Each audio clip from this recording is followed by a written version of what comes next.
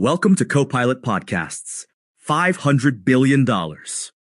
That's the current net worth of our subject today. But here's what's wild. Money might be the least interesting thing about him. Today, we're diving into the mind-bending journey of Elon Musk, from coding video games in South Africa to becoming Earth's richest person and potentially its biggest disruptor. And what a journey it's been. You know, when we look at Musk in 2025, it's almost impossible to imagine how far he's come. Let's start at the beginning. I heard he was coding games before most kids could ride a bike. Yeah, that's actually a fascinating story. At just 12 years old, Musk taught himself computer programming, and by 17, he'd already sold his first piece of software, a video game, to Atari. Wait, really? At 17? Absolutely. And that was just the beginning. He moved to Canada at 17, studied at Queen's University, then transferred to Penn, where he got degrees in both economics and physics. And then Stanford, right? But that didn't last long. 2 days. He dropped out after 2 days to chase the internet boom, started Zip2, a web software company, in 1995. And that turned out pretty well, didn't it? You could say that. Compaq bought Zip2 for nearly $300 million in 1999. Musk's share, $22 million. But he didn't just take the money and run. Not even close. He immediately co-founded X.com, which later became PayPal. When eBay bought PayPal in 2002, Musk walked away with $175.8 million. You know what's interesting about that PayPal exit? Most people would have retired to a beach somewhere. Instead, he went all in on two of the riskiest ventures possible, electric cars and rockets. And 2009 was nearly the end of both, right? Yeah, both Tesla and SpaceX were on the brink of collapse. Musk later described it like being taken to a firing squad, blindfolded, hearing the guns click, but no bullets came out. That's intense. He put everything on the line? Every last penny. He poured his personal fortune into both companies and somehow convinced investors to do the same. And now Tesla's worth what, exactly?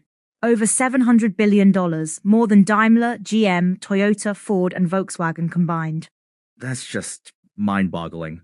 But let's talk about his leadership style, because that's where things get controversial. Yeah, this is where it gets really interesting. His approach is unique, to put it mildly. I've heard some pretty intense stories. Engineers at Tesla have reported being told their work is complete shit in front of colleagues. There are stories of rage firings, arbitrary decisions. But the results speak for themselves, don't they? That's the paradox. His companies achieve incredible things, but you have to wonder, could they achieve even more with a different approach? What do you mean?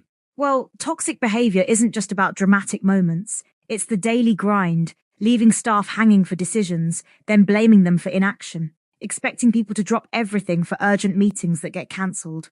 Yet his influence keeps growing. I mean, he's even been involved in government now. Right, he briefly served as senior advisor to the president in early 2025.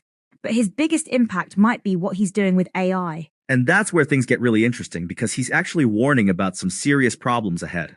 Yeah, he's been very vocal about 3 major limitations as AI scales up: chips, transformers, and power generation. You know what's kind of funny about that transformer thing? What's that? Well, Musk pointed out you need transformers to run transformers, the electrical kind to run the AI kind. It's like a weird tech tongue twister. And it's a serious problem.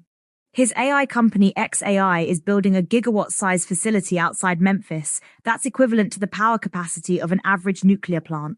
A whole nuclear plant's worth of power? Just for AI? And that's just one facility. Musk predicts we'll hit power generation problems by the middle of next year. Is anyone else worried about this? Google's already warning about a power capacity crisis in the US. They're actually looking into nuclear energy because renewables might not be stable enough. That's a plot twist. AI might push us back toward nuclear power. And here's where Musk's comparison with China gets interesting. He says their power generation looks like a rocket going to orbit, while US power generation is flat. Speaking of rockets, how's SpaceX doing these days?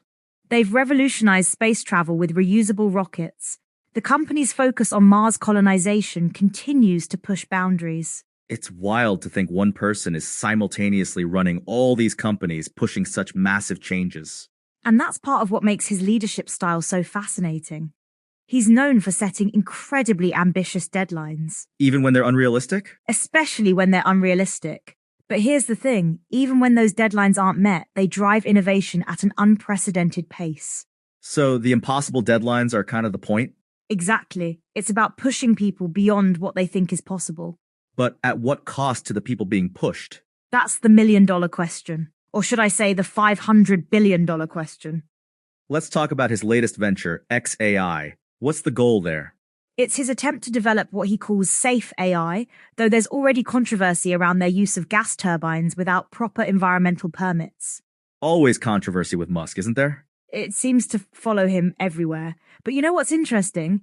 He actually promotes the no arsehole rule at SpaceX. While being accused of exactly that behavior himself? The irony isn't lost on anyone, but his companies keep achieving the impossible. Do you think that's sustainable long-term? The research suggests it isn't. High turnover and intense pressure can actually limit innovation over time. Yet he keeps proving conventional wisdom wrong. That's true. And maybe that's the real Musk paradox. He breaks all the rules about how to run a successful company, yet creates some of the most successful companies in history. So what's next for him? Well, if his predictions about AI power consumption are right, we might be heading for a major crisis next year. And knowing Musk, he probably already has a solution in mind. That's his pattern. Identify a massive problem, then tackle it head on, no matter how impossible it seems. It's quite a legacy he's building. And he's not slowing down. The AI compute power is increasing by a factor of 10 every 6 months. As he says, we live in the most interesting of times. Well, that brings us to the end of today's episode of Copilot Podcasts.